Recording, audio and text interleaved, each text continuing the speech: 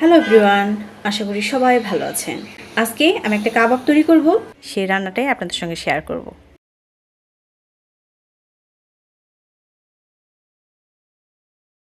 আর কাবাব তৈরি করার জন্য আমি সুন্দর করে মাংসগুলো সিদ্ধ করে নিয়েছি, চিকেনগুলা।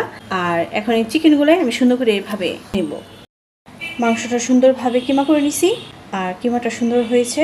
এখন এই কিমার মধ্যে আমি আলু গ্রেট করে নিছি, ম্যাশ পটেটো, আর এটা এখন আমি এই মাংসের কিমার সাথে দিয়ে দিব চিকেন, পটেটো ম্যাশ, আর হচ্ছে এটা পেঁয়াজ কুচি, শুকনো মরিচের গুঁড়া, কাঁচামরিচ কুচি, আর এটা হচ্ছে পুদিনা পাতা এবং লেবু পাতা, আদা রসুন পেস্ট, পরিমাণ মতন লবণ,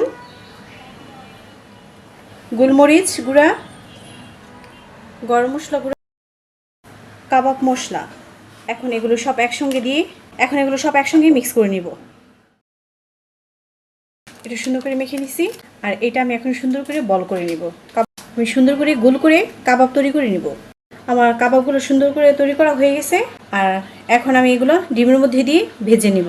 কাবাবটা এইভাবে ডিমের মধ্যে দিয়ে দিব, তারপর এটা গরম তেলের মধ্যে দিয়ে দিব।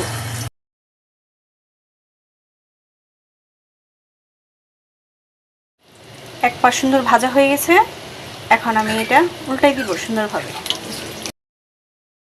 ভাজাটা খুব সুন্দর হয়ে গেছে, এখন আমি এগুলো উঠাই নিব। ভাজাটা খুব সুন্দর হয়েছে, আর খেতেও খুব ভালো হয়েছে। অবশ্যই সবাই ট্রাই করবেন।